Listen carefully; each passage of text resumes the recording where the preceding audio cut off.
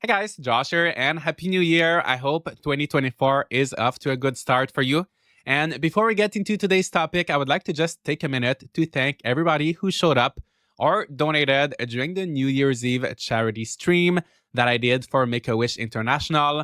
It was so much fun. We exceeded our goal and raised over $2,000.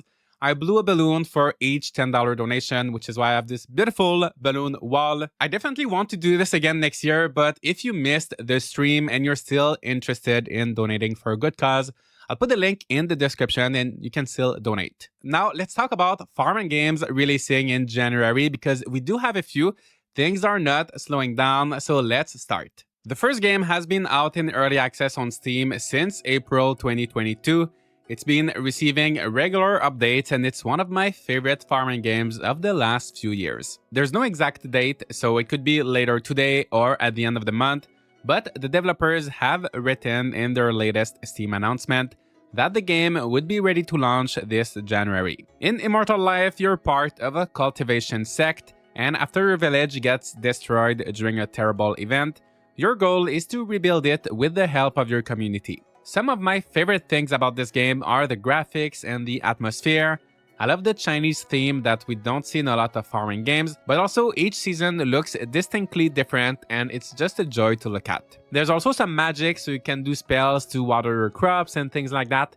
And the cooking is also a lot of fun as you're actually in the kitchen, grabbing ingredients and interacting with the different stations, which reminds me of games like Lemon Cake or Sugar Shack. The only issues I have with the early access at the moment is that some of the translations are a bit rough, and the map can be a bit hard to read when you're trying to find specific villagers, but hopefully these things can be fixed in the full release. But overall though, it's a really fun game and I can't wait for its full release sometime this month. Next, we have a game I didn't know about until very recently called Seasons of Rocco. This game will release on January 12th for Steam. In this game, you will be helping a raccoon called Rocco to prepare for winter. Each season will offer a unique experience, so in spring you'll plant some new seeds, in summer you will see them grow, in autumn you will harvest and get everything ready for winter, at which point you will collect some seeds for the next spring and enjoy the beautiful snow. One thing I always say about farming games or any games that has seasons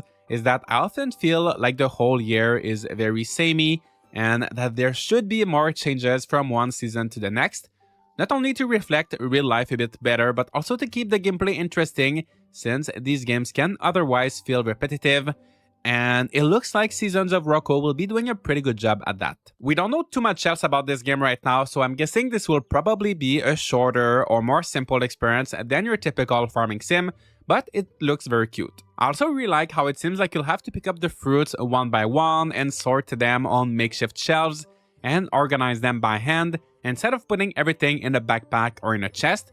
And there will also be some light platforming in this game. And yeah, I can't wait to help this little raccoon on January 12th. The third game on our list is releasing on January 31st for Steam, and I think it's another one you most likely have never heard of. Let me introduce you to Brocula. You will play as none other than Brocula, a vampire who wakes up after a 500-year slumber in a modern world that he does not recognize. You will grow crops, do some fishing, but of course things have changed in 500 years, and if you want to be able to afford repairing your castle, you will also have to take on multiple part-time jobs like working at a garage, coffee shop, or restaurant. And on top of that, you will also have to convince the mayor and go through barriers of bureaucracy to prove that you are the rightful owner of the castle. Of course, since you're a vampire, you will also have to make sure you collect blood from creatures in a nearby dungeon, and you'll have to manage a cult and conduct sermons. This looks like a game with interesting ideas. We'll just have to wait and see if these ideas were executed properly.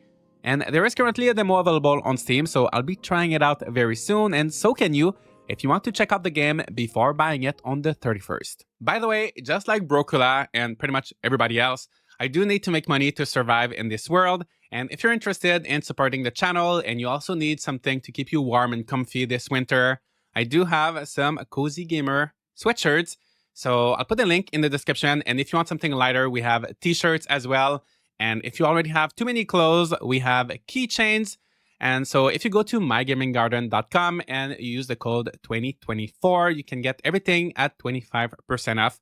So yeah, check it out. The last game is one you may be a bit more familiar with already, Octopia. This will be a DLC for Eastward, which is on Steam, Xbox, and Switch, and it will release on January 31st. This DLC will add a brand new farming sim mode to the game, separate from the main story, so even if you have not played or finished the main adventure of Eastward, you will be able to enjoy this new content. However, it will still require you to have purchased the base game in order to access the DLC, so just keep that in mind. You will be playing as Sam and John, the two protagonists who decide to settle in the countryside after their adventure. You will grow crops, raise animals, and everything that you would do in a traditional farming sim, but you'll also take on the challenge to restore the little village of Octopia by helping your neighbors and upgrading their houses and shops. I really like the art style and the whole atmosphere of this one, and I have not played Eastward yet at the time of recording this video, but I will be streaming it on January 5th, so join me if you want to get familiar with these characters, and of course I'll also be checking out the Octopia DLC when it comes out on the 31st. So these are the 4 farming games that should be releasing this January, and there's a lot more to come. I do have a video about some of the farming games I'm looking forward to the most in 2024, so feel free to check that out. And if you're still trying to catch up on all of the games that came out in 2023, I also have a tier list of all of the 26 farming games that I played last year. Let me know which games you're the most excited for, leave a like and subscribe for more farming sims content like this, and I'll see you all in the next video.